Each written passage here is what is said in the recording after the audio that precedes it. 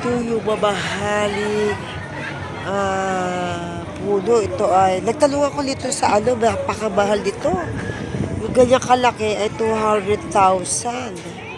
So, yung maliit nito daw ay bumibilang sa 50,000 to 100,000. At ito daw halaman na to ay para plastic.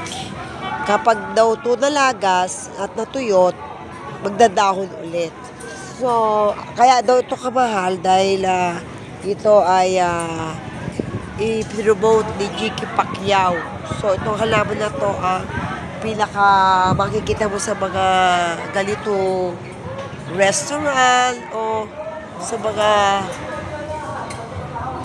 yan o. Yung halaman na yan. Mahal po yan. Ewan ko lang kung paano ito mag-usbog o magpatubo. Ayan o, napakaganda niya. Kailangan ko itatalim mo kasi ito, malaki yung space. Kasi lumalaki siya talaga. Sumusobra ang laki nito. So, pagyaman ko, bibili ko dito. Ngayon di pa. Kasi wala pa akong space pagtataliman dito.